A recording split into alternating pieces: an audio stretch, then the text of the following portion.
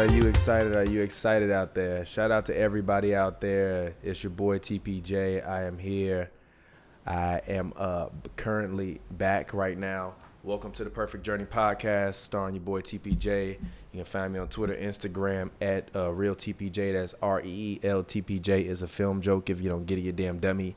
And on the TPJ podcast, you know, I told you I was gonna have a guest. And I told everybody that I was looking for a guest out there. I'm looking for guests. Call in guests. If you're local and I know you, you can come and you can sit in my studio with me and we can have a conversation. You know, I just want to have a conversation about life. You know, I'm waked and baked. Yes, I'm waked and baked. Got my coffee in my hand. Just been grinding pretty much this week, you know, trying to grind it out. Make sure that not only do we finish the NBA season strong, you know, but I got a lot of stuff going on in life now. So, you know, I got to really like get on my shit and get on my grind. So I just been grinding out this week. Shout out to the homie Big Ja. If you don't know who Big Ja is, make sure you go and you check him out on YouTube. One of the funniest comedians in the world, one of the best film directors in the world. And he does it all, you know, with black people. I was privileged enough to, you know, work with him and basically consult with him to set up his entire podcast setup. So when you see the Big Ja podcast, and it's one of the biggest black podcasts in the world, I just want you to remember that, you know, that was my handiwork and I set that up. A huge shout out to Big Ja for, you know, taking a chance on me, and you know, put in what will eventually, I believe, you know, be his baby.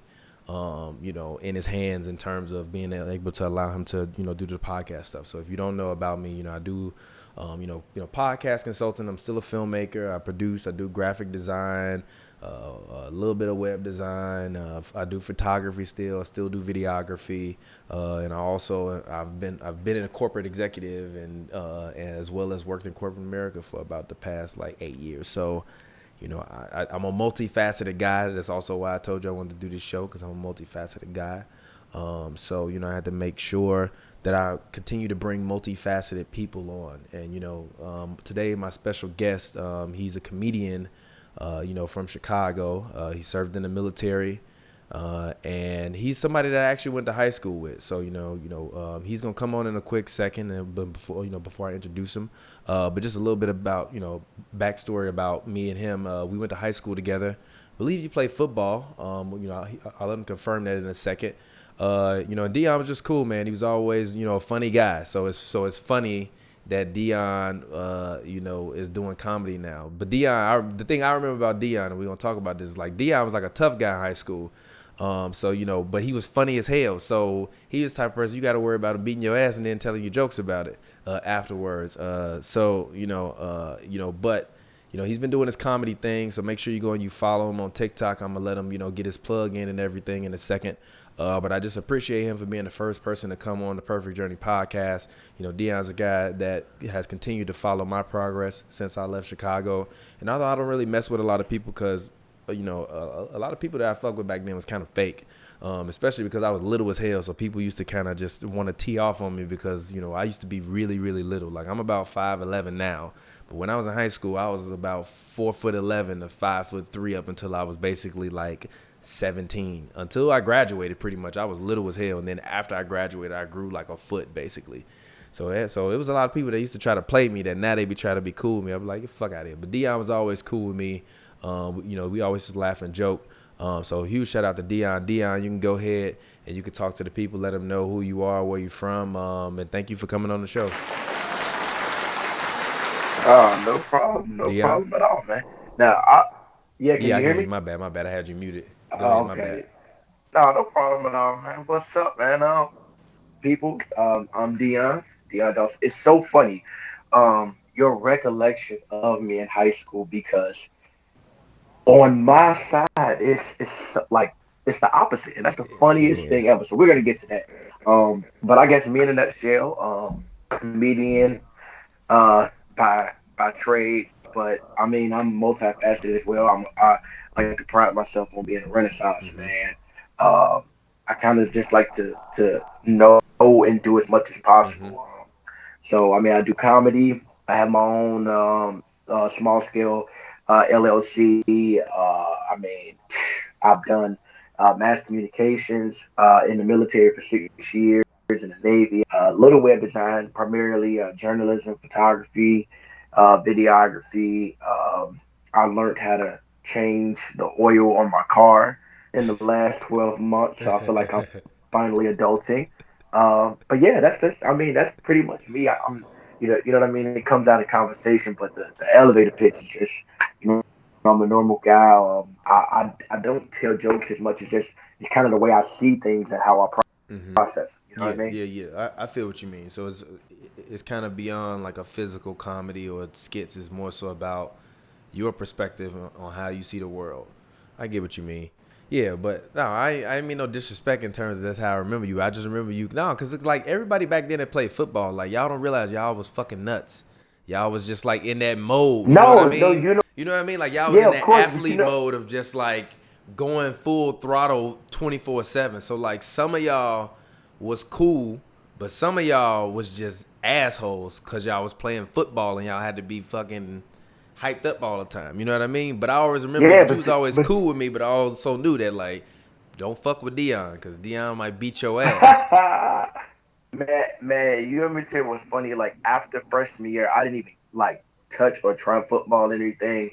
But the funniest thing, dude, is like high school for me was this school where most of the black kids was from the west side. Yeah, So yeah, yeah, I was yeah, the only person from my neighborhood from West Inglewood that I knew that went to Curie, and so I was, like totally like outside of my element. But the best thing about it was it really like kind of pushed me into understanding that I would have to kind of stand on my own and kind of figure out who I wanted to be. You know what yeah, I mean? yeah, yeah, yeah. Yeah, no, I feel you. Yeah, I mean, I came from the south side, but I was on like 89th, like by Halsted. So so for me, I was coming over there too, and like although the funny part was actually my mom was a school teacher, and she taught at Webster. So because she taught at Webster, my 8th grade year of elementary school, I wound up going to Webster. So because I wound up going to Webster, I knew a bunch of West Side motherfuckers that went to Curie because I had went to Webster with a couple of Got them. you. So when I got there, I actually like knew a decent amount of West Side people, and I knew some South Side people. So I was always just like cool, but also I was little as hell. So it's like I wasn't out there trying to like fight. Like I remember like every Friday, literally at that school, it was basically like the goddamn gladiator arena under You that know, goddamn train stop. dude, I told my wife that I said I don't think you You understand don't. that Nobody that understands.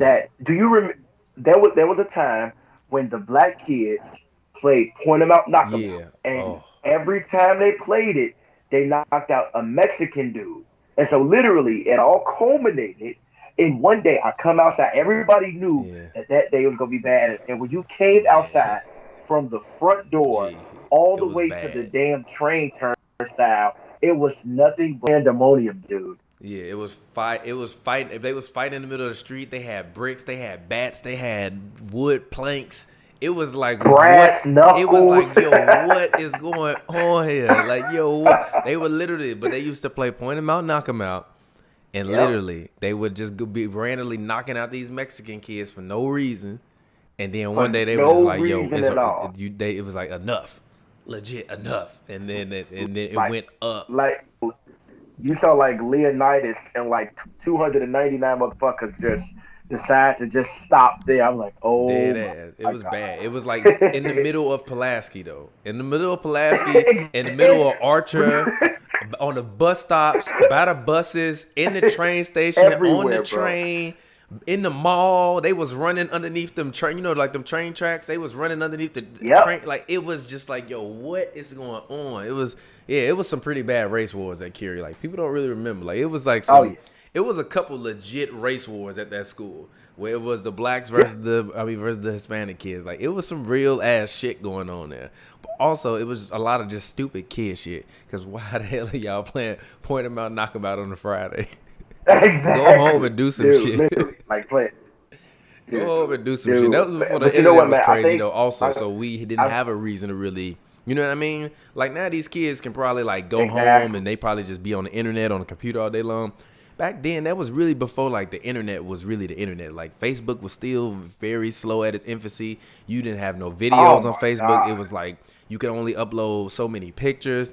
Twitter wasn't around then, so it wasn't really that much. I mean, like motherfuckers used to be on tagged. You know what I mean? So, yeah, so It like it wasn't tagged in really my that space much to do on the internet, and we was watching reality TV. So like on Fridays, literally like people a used to mother. just sit around until like 7, 8 o'clock, or until it got dark, and they would just be sitting outside the train station playing Point 'Em Out, Knock 'Em Out. And, Wow, and then that shit literally my entire train process. Out like from that day forward, my head has been on a swivel nonstop. legit, You can't tell me to not pay attention. legit. Like Chicago, that's the thing about Chicago. Like even though I moved out here, I'm always still like head on the swivel everywhere I go, and Oh especially yeah. because I got homies Oh out here that like a lot of my homies that are in LA are from LA. They're not like random people that moved here. I know a lot of people that actually are from LA that have been born here, that have lived here 30, 20 years, etc. You know what I mean? So even they be right. talking to me and pointing out certain like stuff in terms of like LA gang culture and stuff is like, yo, if you see this, don't go over there. If you do, you know what I mean? Like, but Of course. Put in your own game. That Of course. Chicago in me always could sense those things, but I never just like specifically knew like the linguistics and the lingo and like Exactly. kind of how it is.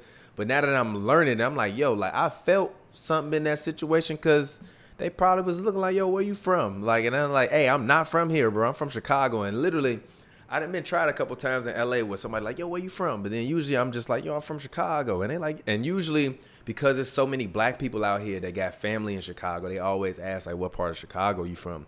And so more times than not, I wind up talking to people that be on bullshit with me about just me being from the crib than them being on bullshit. If you know what I mean? Versus if I Exactly. was somebody that Yep. was from Exactly. Yep. LA and then they like, where you from? And I'm like, yo, I'm from whoop whoop whoop. Then it, you know what I mean? But that Chicago shit of like having Exactly. your head on a swivel, ooh, man, you right. I ain't Yeah. even think Yeah, I man. low key kind of like you kind of remember those things, but you don't really remember those things until you, because I can Exactly. see it now. I can literally see people hopping over the fences. You know what I mean? Like I can Dude, see people running dude, in I that can Family see. Dollar that used to, or that, what was it? It was a Family Dollar over there, right? Yep. Family Yeah, Dollar. man. I literally I can see it now. It's kind of wild, like seeing it in my head. It's like a movie. It's nuts. Man, yeah, man. Like so, I mean, but the good thing is that kind of to like not even on purpose. It allows us to stand out because even when I was in the military and I was in the Navy, I was deployed. I'm on an aircraft carrier with over 5,000 people, but just because I'm me and I don't have to fake who I Mm-hmm. am, then I'm okay wherever I go because Yeah.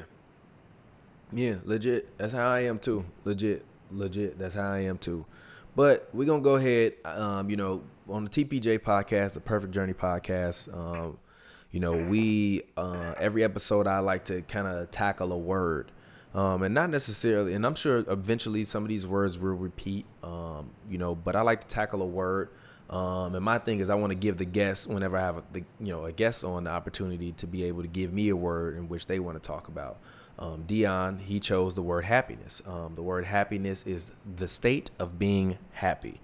So the state of being happy, if you don't know what being happy is, then you got some problems and you might even want to cut this off and go sit in the shower and think exactly. about life. But happiness, you picked this word. So go ahead and talk to me about why you picked this word, what your thoughts are initially, and then, and what are some of the things over the past, 12 years or, since I last seen you that have made you happy? Gotcha. Well, I picked this word just because uh, through everything that you've been through, everything I've been through, and everybody else has been through. We kind of realize that as we get to a certain point of satisfaction, we kind of understand that the end goal is not money, is not success. The end goal is Yeah. happiness, is contentment. And so for me, I every chance I get, I talk to people. I tell them to make sure that you understand that if you fall in love, with the idea of being happy, that in turn can just have like the craziest effects in every other area of your life. And so I mean, first and foremost, I just love the idea of being happy. I love other people being happy, and and ultimately, like, if I had to pick between 10 words or 20 words, at some point that word was going to be happiness. Mm-hmm. And it just kind of boils down to understanding what's important. Mm-hmm. Yeah, and if And you and and one second, I one just second, want. one second, Dion. And if you hear his son in the background, it's because Dion's being a dad right now, which is dope, which is super dope. And I'm sure your son brings you happiness. But just so in case you like, yo, why is that kid in the background? That's because Dion's being a dad right now and talking to us about happiness. But go ahead, my bad. Okay. Okay. Yeah, thank you for that, because people that know me, and that my son, he's just always around, and at the end of the day, I deal with it, and he'll pick the best time to hit me with a mimicking routine or saying he loved me, just to kind of get close to us. But as far as happiness, I think for me, um, the things that make me happy, of course, besides being a husband, a father, I love kind of knowing different things, and that's the funniest thing, is like that drew me to you, actually. Thank you. That's why I've Appreciate always that. supported, and I've always kind of just made sure that I let you know that, like, I love you and I appreciate you, because I I saw like the switch in you, and I saw the kind of like the time frame of the moment that it went from being about the destination to you appreciating the journey. Mm-hmm. And and because life is not destination based. You know what I mean? Like if you aspire to get more money, it's only to aid you in your journey towards something else. And so with happiness, if you aspire to be happy, then in pursuit of that happiness, I feel like that kind of just unlocks a lot of different things that you wouldn't pay attention to if you were so focused on, just getting money, or focused on having this amount of friends, or Yeah. focused on, getting as many women or men as you can. And so Yeah. that's the thing that I try to make sure that I preach to people. Yeah, I agree. I mean, and even for me, I am in pursuit of a dollar, but like I'm not. I've always chosen myself and at least what I deem to be my integrity over, just kind of trying to sell myself short or for a temporary goal. Like I just never truly believed in selling myself short for temporary goals. So because I Exactly. because Right. even I'll put it this way, like I've worked at a lot of places in Hollywood where literally they'll be like, so yeah, so like what are your goals here? I'm like, my goals here are to come in, learn as much as I can, and if possible, try to make moves and move up in the company. And they're like, yeah, but like, what are your long term goals? Like, in terms of like, what is it that you want to do? I'm like, well, it's so much stuff I want to do. So it's not just one thing I want to do. So, I'm looking at this as an opportunity for me to be able to learn and grow. And I never, and even I say this privately to my friends, we talk about careers. Sorry, that was my washing machine. When we talk about careers and things of that sort, I'm always like, yeah, I never looked at any job I've ever had as being my destination. It's always been a stop along the road to get to where I want to go to. Because even like, I want to be a billionaire one day, but once I get that billion, I got other stuff that I want to do after I hit that goal. You know what I mean? It's a charity that I've been always wanting to kind of get off the ground and help to bring awareness and social awareness and just like overall awareness to just like different causes that people that I want to give them the option to feel impassioned about, and it doesn't cost them $1 million for Right. them to be able to help out other people around the world. So I have other But ideas but see, beyond kind of what you what I know mean, why. like that. Yeah, but go ahead. Yeah, of course. And but you know why you're able to do that, right? And it's so funny, because it's kind of the same for me. And you touched on you being um multifaceted. I touched on being a renaissance man. But you gotta understand, like, the market swung heavily. in our favor. You know what I Mm-hmm. mean? Whereas, and I'm talking about like the guys who, didn't have to be the most handsome Mm-hmm. guy, the guy who didn't have to be the most athletically Yeah. inclined, the guy who didn't have to be the smartest. But what did he do? He made sure that at least in every area, if he jumps on the basketball court, he can complete a layup. Mm-hmm. If he does, talk to somebody about web design, he knows the basics. And so for me, like I hear everything you're saying, and it just matches up perfectly with where society ultimately like has gone and is like continuing to like trend. And that's just, men and women who understand like the importance of being like holistically sound, you Mm-hmm. know, we are ultimately becoming more and more in demand. Why? Because we're not just looking at like everything through one lens. You know what I Yeah. mean? We're not looking at a romantic relationship just in a romantic, way. We're not looking at friendships just in a limiting, hey, I want to kick it type of looking at companies like, hey, I want to spend 30 years here. I'm all about my money. Because it's funny because like I almost feel drawn to your story because it's so similar to mine because I've had the highest paying jobs and I've had this and I've Mm-hmm. had that. But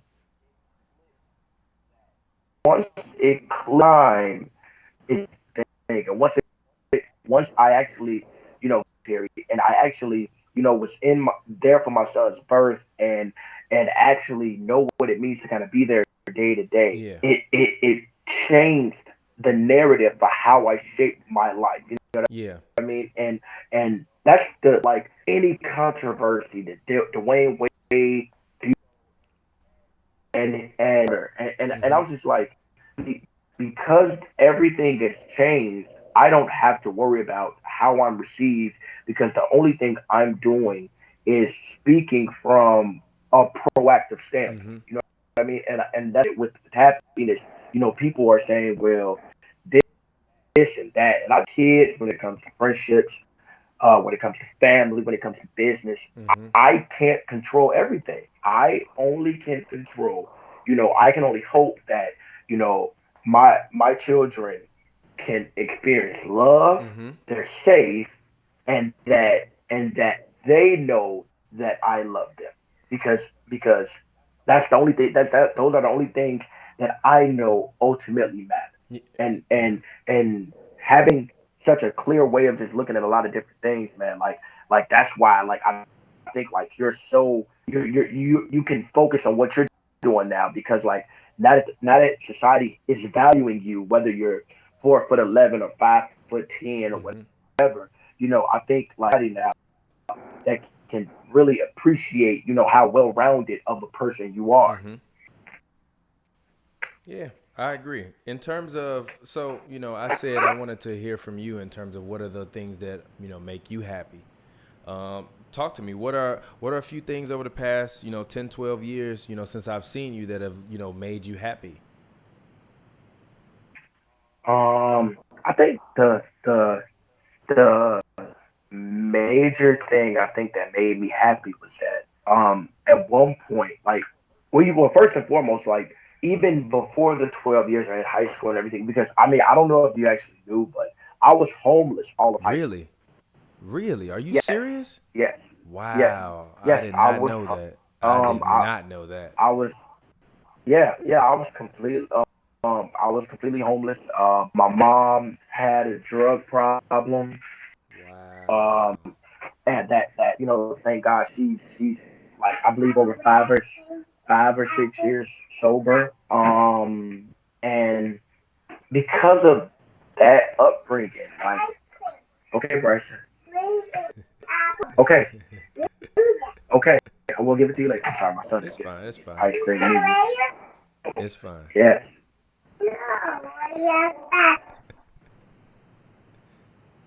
I love it. And He so, sounds very intelligent though.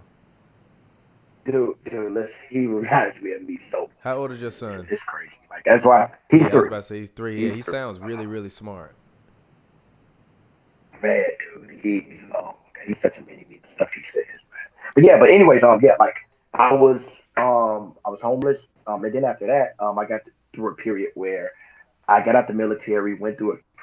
a crazy bout with like Really PTSD and sorry to hear that. separation Mm-hmm. anxiety and everything. But dude, like um, I think that is what makes me the most happy because like it allowed me to kind of see the other end of the spectrum. When it comes to like empathy and when it comes to understanding like the range of human emotions. So I think that is something that honestly I can look at and say it makes me happy because like a lot of things that I've been through, like a lot of people don't come back from. Yeah.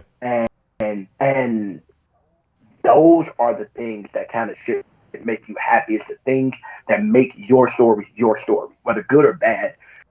You know what I mean? Yeah. A bad day is just it has to be tied to either somebody passing or like a health scare. If it's not that, then it's not a bad day for me. You know what I mean? Yeah. And so I can find happiness in the serious things, but I just try to appreciate the journey that I've kind of been through. So I mean, first and foremost, like being homeless and through my bouts with PTSD and things like that. Like I'm that makes me extremely happy. It's added more not just to my belt, and it also allows me to because I'm a person that can speak about my feelings and also speak about it allows me to Mm-hmm. touch people in a way whereas I can kind of say the things that they can't really get out. And so it allows me to kind of create and strengthen relationships that other people would just kind of leave by the wayside. Yeah. So, you said a couple of things that I took some that I kind of want to expound upon.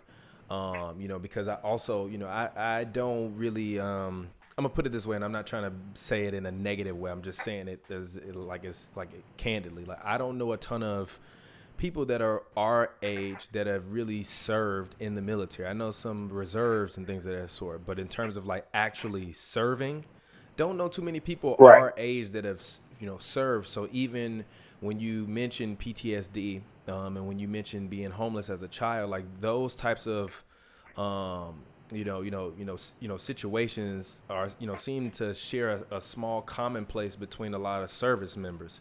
So usually when I'm talking to service members or former any part of our armed services, they're usually older people. My girlfriend's dad, he served in Desert Storm. One of my Right. mentors when I was younger was served in Vietnam. My grandfather, even though I never knew him, he served I believe in like World War II or something like that. So there are people within my kind of reach that have served in the military, but usually they're older. So it's kind of the ability to be able to empathize is a little bit different because they're just older. So the way of life is a little bit different. But you mentioned that before that you were homeless during high school, and the craziest part about it is like the first thought that came to my head was, damn, I wish I would have known, because I would have been doing whatever I could to help you out, because my mom was a school teacher.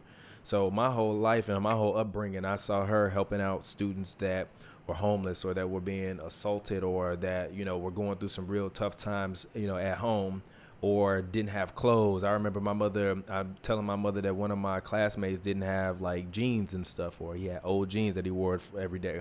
My mother literally went to Target and bought him like 4 pairs of jeans and was like, give it to him, but don't give it to him around everybody else, so that way he don't you don't make him feel bad. So even if I would have known that you was Right. homeless, like I said, like you was always a cool dude. But obviously, like even that energy that you say that kind of was the opposite in terms of how you felt it. You probably didn't notice it, but you was walking around with that energy because you had a chip on your shoulder. You know what I mean? And you had a lot of stuff that was like Right. actually going on. Right. So even though it could be perceived as like like a negative energy or like a brooding energy, really it's just you just constantly in fight or flight mode, basically. You know what I mean? So Right. even when you being nice, it's Yeah. still like you gotta kind of like you said, you kept your head on a swivel, but obviously knowing those kind of things. I was homeless as a child as well. Like me and my mother and my brothers lived out of a Corsica for a whole summer. Kind of right after my parents got divorced, and kind of finally like split, and not just like him living, Right. kind of him being there and not talking, or him being gone for weeks. Like once they really split up, we kind of, they went their separate paths, and we didn't have anywhere to live pretty much for an entire summer. And then wound up like living with my aunt for a little bit, but like we were homeless. But I was like 8, 9, 10, that kind of range. So I couldn't Right. imagine kind of being in that zone, especially during high school, and then kind of having to experience that. So my question is, did you go and join the military because you wanted to kind of escape those circumstances, or was it something within you that you felt that that kind of called you to join the service? So I mean, of course. Okay. Okay. Are you okay? Okay. Okay. Okay. Right. Okay. I'll give it to you in a minute. Okay. Okay. Okay. All right. Now close it. All right. Now close the door. Outside. Okay. Close the door. Oh, I love it. All right. Close the I'm door. I'm keeping all this in here, by the way. I'm not. I don't. I'm not. Now that we do Hoops and Brews, I'm in the habit of not editing my podcast. So I'm not editing this. I'm leaving this in here. I want y'all to hear this. This is real life. Hashtag dad life. Oh yeah, definitely. Right. I said. Okay. For all those listeners out there, if you heard the tone of that last okay, he caught the picture. Okay, I Okay. gave him the okay now. So I'll be honest with you. I, there's nobody who had the circumstances that I had that can say they didn't try to escape. So first and foremost, Hmm. but for me, I actually did it more as a way of detaching from everything. Okay. So it wasn't so much as a escapism for me. Much it was more kind of like snatching me from my root and just really taking this chance and like just like completely deciding to grow up without any influence that I don't want Hmm. around. I wasn't going to do 20 years in the military. And if Yeah. this is what sacrifice meant, then at some point, if you want to be happy, if you want to have anything worth having, you're going to have to sacrifice. And the best sacrifices are the ones we choose to make and not the ones that are forced upon us. Okay. And so for me, I decided, you know what, let me just go do this because if not, I'm just going to keep like this cycle. And Hmm. I am not a fucking psycho person. I am not. Yeah. Like I notice things different than people. I speak how I feel. I love people, which is in stark contrast to the average person right Yeah. now. And so I knew that if I wanted something different, I had to do something. And so yes, to kind of cleanse my palate of what the hand I was Hmm. dealt, but also just to like totally like give it a fair shot. You know Yeah. what I mean? Okay. I have a follow up question, and I'm not trying to kind of dig too deep, but Dude. this is an honest question. Um, you know, Okay. Okay. being this is. I want to say this in a way that isn't offensive, but can you? Okay. So Were you so happy when so you were first in and the foremost, military? Like, can okay. you be So happy in that scenario, or is it more so uh, you have to turn that off because and be more task oriented? Yeah, did gotcha. I phrase that right? So first and foremost, no, you did. But if you give me like one more caveat or precursor, I swear to God, I'm gonna punch you through the phone. Okay, all right, Like okay, all right, you're all not right, gonna offend me. Like. Remember, offending is about intention, not about what okay. like how you I feel. like that. So I like love that. You need to put that by on a all means. T-shirt So and sell it.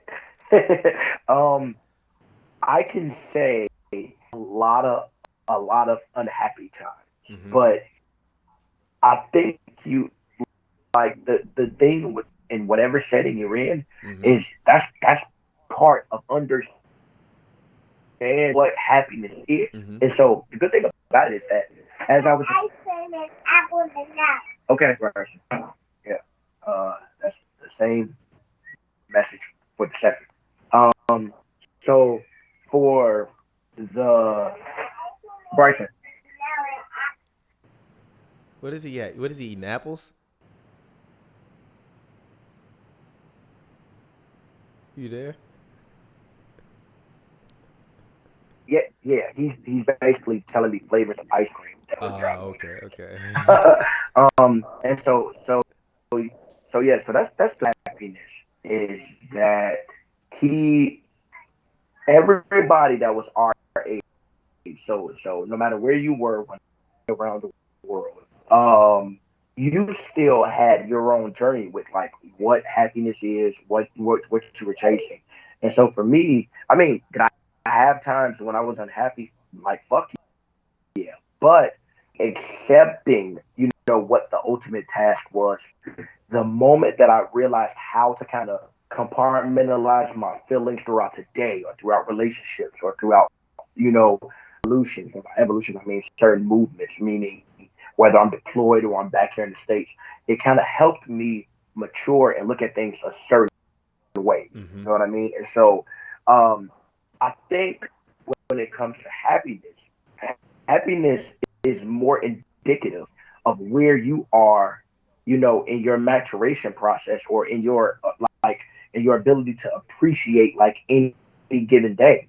Because if you see, here's the thing, like I can say I can point out so many days when I was homeless and like didn't know where my next meal was gonna come from, but I was able to have fun because expectations didn't determine what happiness was for me.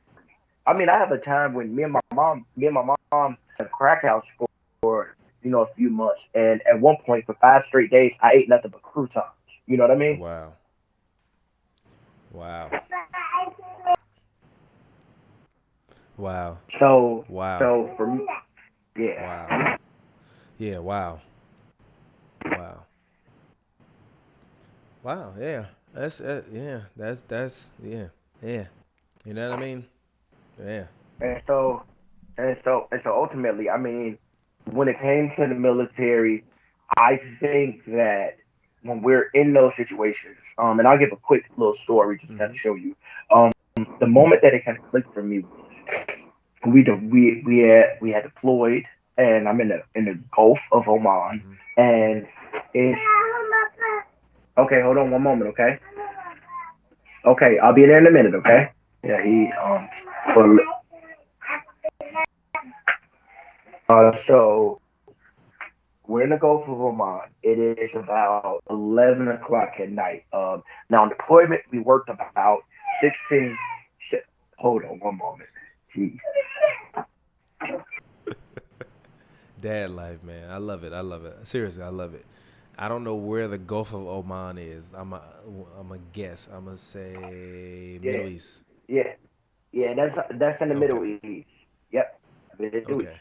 So it's 9 or 10 o'clock or something like that after a long day, and a lot of our supervisors tell us, hey, when you get a chance, if we don't have flight operations, that means when you see a jet taking off from the flight deck of an aircraft Okay. carrier. Some nights we didn't have flight operations, so they'll say, when you get a chance, just go get some fresh air. And basically, you can be on the inside of a ship for days at a Mhm. time. And so it was about four or 5 months into deployment, and I went up on the flight deck, and when I got up there, it was pitch black dark. There was no clouds in the sky, very few stars, um, and every direction it was pitch black. And I remember this moment because that was the first moment where I truly understood, in the grand scheme of things, like how small we Okay. are. Because of that, I knew everything before that moment didn't matter. Everything after that moment didn't come yet. And so I just sat there and I just realized, like, I I brief moment in time, I choose to exist because you essentially don't exist for a year. Mhm. You're basically in a part of the world that nobody knows. We can't talk about our whereabouts. You barely talk to us. And so I told myself that I'm just gonna make the most out of anything. Mhm. And because of that, it allows me to turn around and laid in a crack house. So look at those times when I had PTSD, or look at those times, when I was sleeping out of my car, or look at those times when, I found my mom in the basement of an abandoned building. You know what I mean? Right. Like, I look at back at those times, and I don't have to be filled with anger or regret. I just look at it like, man, that was part of my story. And I'll be damned if you put all of those things in a hat. If you kept taking out one after the other, and you had to build a person based off of those circumstances, I did pretty damn good. You know what I Yeah, mean? yeah, I agree. You could be in a lot worse spaces. You know what I mean? You could definitely be in a lot worse spaces. Mentally and physically on both of them. Right. So speaking of happiness, your son, I mean, obviously we've been hearing him the whole podcast, but your son, you talked about how you always love to have your son around. You mentioned a few times in relation to happiness, being a father, kind of what's that like? What is that dad life like? How do how did you feel when you first found out that you have, going to be a dad? What's that dad life experience like? So, I mine happened a little late. When we found out we were having a Mm-hmm. baby, of course, I'm already a naturally supportive person. Mm-hmm. You know what I mean? So it's a little different than be like clicking on a compassionate. You know what Mm-hmm. I mean? I already was kind of aware of how serious it was because I wasn't a Mm-hmm. teenager, and I'm with my wife, so I'm like, okay, cool. But I can say that it kind of just one day when he was about a couple months old, and he was crying, and I kind of picked him up and I placed him like on a pillow, and I kind of just rocked at the edge of the bed. I kind of bounced, you Mm-hmm. know what I mean, and he kind of fell asleep, and that was my kind of moment of like, okay, man, like I'm responsible. And since then, it's just, looking and just trying my best to just tweak as I go along because I mean, there's no, definite formula for being good at this. Mm-hmm. Okay, give me.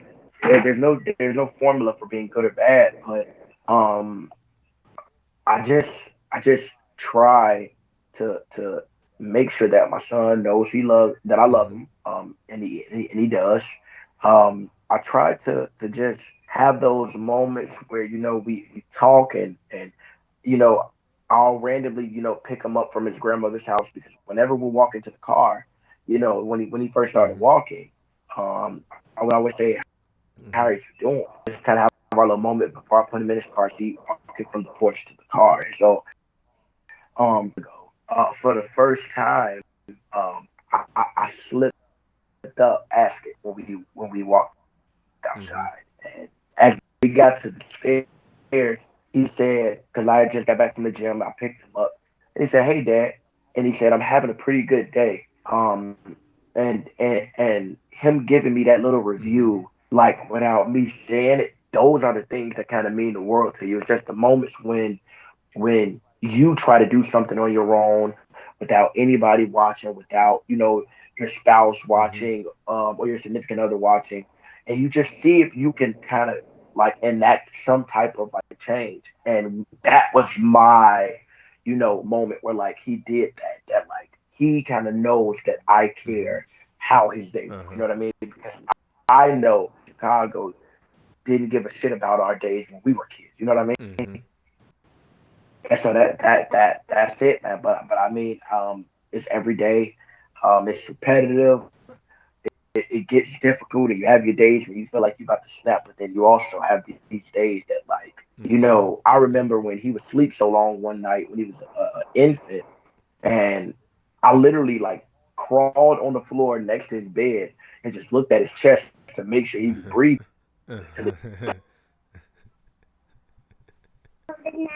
Okay.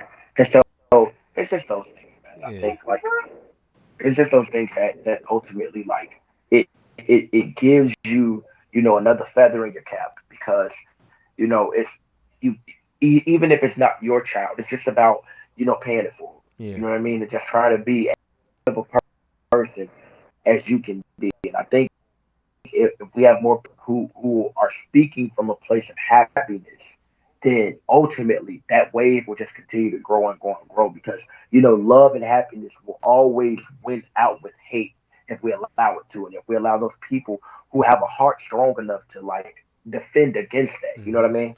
Yeah, yeah, no, I feel you. Yeah, because even me, it's been a rough past couple of years for me. My mom has been, sick, like not like sick, but physically debilitating sick. And she was been teaching forever and can't teach no more, and that was kind of like her life. So it's been sad for me. I was telling my lady the other day, I was kind of having a little mini breakdown, and I was just saying, I'm like, it's been interested for me to grow up and kind of grow up with kind of two different moms. You know what I mean? Like I remember my mom before the physical ailments, and I remember her after, and she's a different person now that she's having all these physical ailments and can't be active. But I was telling them, like, my younger brothers, they're so young, they don't even remember when she was working 2-3 jobs and driving us everywhere and doing all this kind of stuff now, because she's kind of a little bit broken down. And now that I kind of been like dealing with kind of stuff like that and having to put life in perspective, I've really been asking myself a lot over this past like year and a half, 2 years, really like what makes me happy. So not only have I been eliminating things that make me unhappy, but I also been eliminating people that have been making me unhappy, and moving away from situations and things that didn't make me unhappy, and being a little bit more forthright with things that do and don't make me happy. And even like my lady, like I tell her all the time, I'm like, I never think about leaving you. I never think about leaving her, because she's always happy. You know what I mean? So even if when she's unhappy, I Of have to course. look and say, okay, what are you doing that's making her unhappy? Because she's always happy. And I've spent a Yeah, good part of of my course. adult life being in relationships with women that weren't happy within their lives and within themselves. So how could they make me happy or keep me happy even when I'm down? Because generally I'm still an upbeat person. I mean, I might complain a little bit, but I'm way more action oriented than I am kind of wallowing in my self pity. So even for me, when I'm going through a moment, or I'm feeling like I'm breaking down a little bit, that's really like the culmination of like weeks worth of emotions and stuff. Because other than that, I'm usually like Teflon, kind of walking through with that, kind of feeling and stuff like that. So Right. just to people out there, I think not only is it kind of for me been interesting to hear Dion talk about happiness and kind of what it means to him, but also for you yourself, I think you out there listening should really start to dig in and dive in and think about what are the things that make you happy, and are you really happy, or are you just kind of waiting water, or kind of waiting for time to pass so that way you can get to a next step. Because if you waiting to get to the next step, you're just going to continue to wait to get to that next step and be unhappy. So if you out there and you're unhappy and you want to Exactly. make a And change, you might want to consider making that change now rather than waiting later, because you're just going to continue to be unhappy. And the craziest part about when you eliminate things that make you unhappy, and you only hone in on the things that make you happier, it just feels like a huge weight is lifted off your shoulders. Like even with me and my lady, like of course. it feels great to not have to worry about if she gonna be loyal, if she gonna come home, if she gonna be here, if she gonna want to go out and do things, if she gonna want to cook, if clean, etc., etc. It's nice to not have to worry about those things, because I know that I focus in on her happiness. Because because like I feel like a lot of people don't. And even I know you mentioned your wife, and I'm not, and whether you want to speak on your wife and how she makes you happy or not, I'm not going to kind of make you do that. But I'm just speaking specifically for people that are not only just in relationships with a significant other, but also with other people. I talk to a lot of young people that I meet now, whether we in the music studio, or they young rappers that I meet, or whether we in a corporate room and they young entertainers I meet, or people I'm managing or whatever. I always talk to them about like, good equity and bad equity. It's really, really easy for you to build up a lot of bad equity with people. And when I say a lot of bad equity with people, right, when you own a piece of a company, right, you got equity in a company, I mean, you own a piece of shares in that company, right? When you build relationships with people and you have relationships with people, it's really a 50-50 ownership relationship, where you all are both splitting in that relationship. But what you notice as you get older, a lot of people start to build up bad equity with you. So then that 50-50 relationship really becomes a 60-40 or a 30-70. And they're the ones that are holding all of this bad equity. Meanwhile, they're giving you all of their good equity. You got to try to find a balance between those Of two course. things. So even if it's just in your relationship, you should always want the person that you're with to be equally as happy as you are, because if they're unhappy, then that means that you're probably giving them a bunch of negative equity and they're taking it and internalizing it and they can't really do it. But also it's a lot of people that stay in situations, whether they be relationships with their parents or with their loved ones or with their siblings, where just because you don't have to excommunicate someone to move on from that relationship and be happy. You just have to be respectful in how you go about detaching yourself from that person in order for you to be able to be happy. But just because you've put Exactly. people in your life or people have been born into your family, that doesn't mean that they have to share in your experience, but that also doesn't mean that you have to walk around with this pent up anger and pent up aggression. You can just let a lot of that stuff go, because as Dion said, he realized all of the experiences that he had before didn't matter anymore, and even the ones that he had in the Yep. future, they were yet to be had. So a lot of the times I just have to, even within myself, just be like, okay, if I'm only living in the moment and I'm only being present and I'm only trying to be happy in this moment, what are the things that make me happy and what are the things that frustrate me or make me angry or make me unhappy? And how can I eliminate those things? And do you know? And do you? And do you know down to? It Go, boils go ahead, talk to down us. Let us know. to expectation. Yes. And so let me get up to you out there. Hey, you listener. Let me get on my life gents. Okay. Like, hey, yo, you. Okay.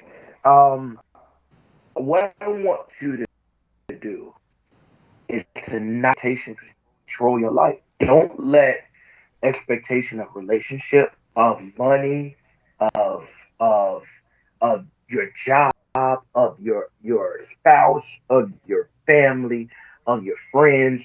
The only time you can truly be have pent up aggression or be upset is that if some type of expectation is pretty much a one-sided way of looking at a two-way Mm-hmm. relationship. So if your girl is because you want me to tell you what my secret is right now? My secret is that your girl's happiness is not your responsibility, and your happiness is not Mm-hmm. hers. The only thing you can focus on is basically bolstering whatever it is that they decide their ultimate goal is. So if she is a happy ass person, dude, the only thing that you're doing Mm-hmm. is making her more happy. Why? Because you're brightening her Mm-hmm. life. But you're the reason why you're drawn to her is because for the first time, out of thousands or tens of thousands of people you met, they didn't give you the responsibility of making them Mm-hmm. happy. And so, like I look at life and when I wake up every morning, I don't expect anything. I don't expect anything. I have a couple things that I might want to do, but I don't make it so that if these things aren't done, then my life is a failure or it was a bad day or if I had a disagreement with somebody, my whole day is ruined or anything. No, to hell with Mm-hmm. all that. Happiness is that the journey is the ultimate like the ultimate happiness. It is understanding and is my okay, Bryson. Okay, okay, okay. Happiness is just simplifying life. Mm-hmm. And so, with you, we have on an average of 5 to 10 people that we deal day out.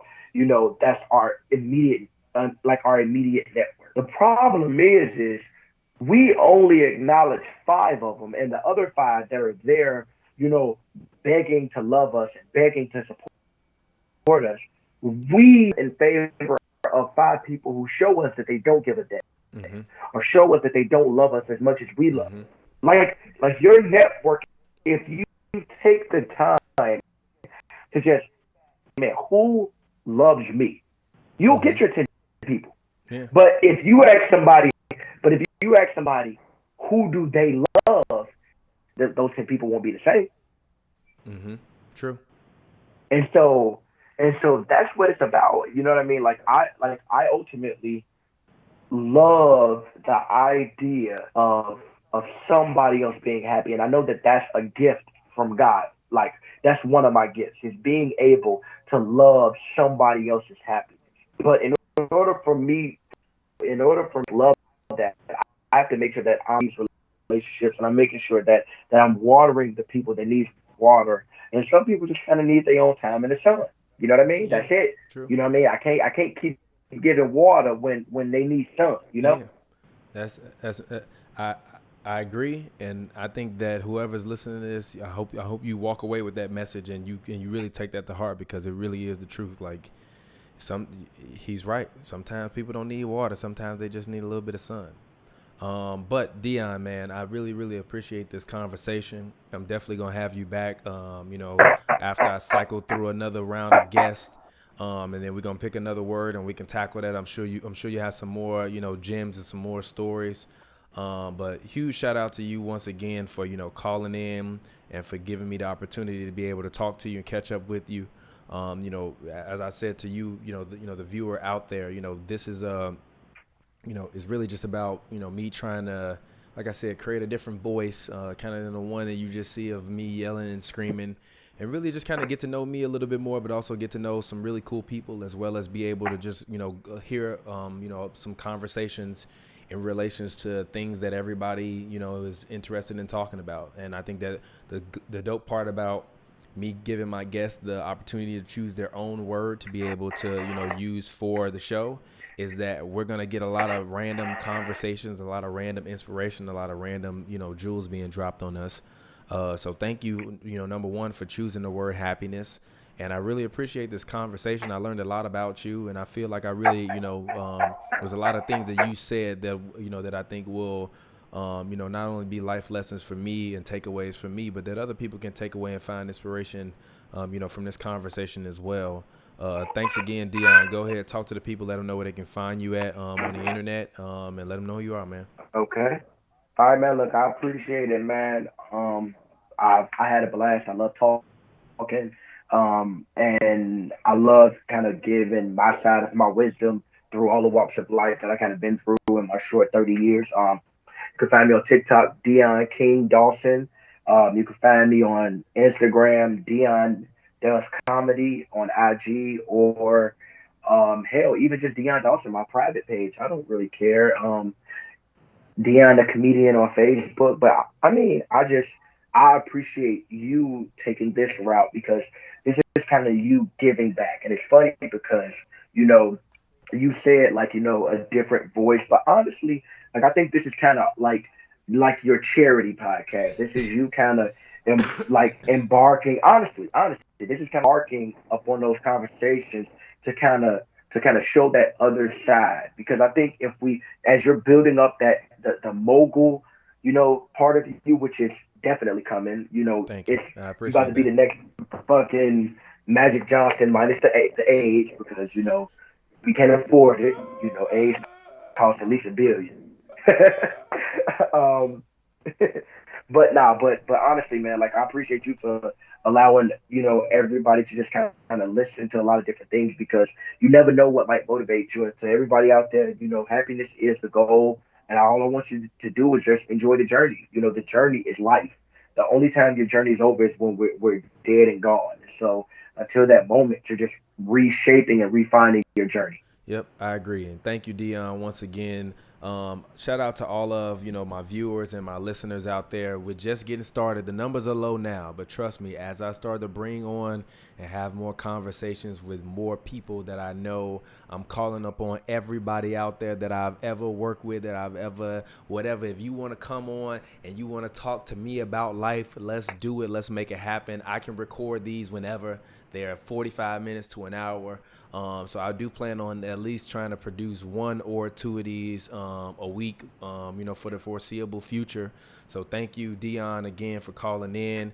This has been the Perfect Journey Podcast. It's your boy TPJ. You can find me on Instagram and Twitter at RealTPJ. That's ReelTPJ. It's a film joke. If you don't get it, you damn dummy. And I appreciate it as well. Dion, thank you for for calling in again. All love, brother. Alrighty, I'll get up with you next All time. love. And thank you all for tuning in. I appreciate it. It's your boy TPJ. This is the Perfect Journey podcast. Thank you for tuning in. Until we meet again.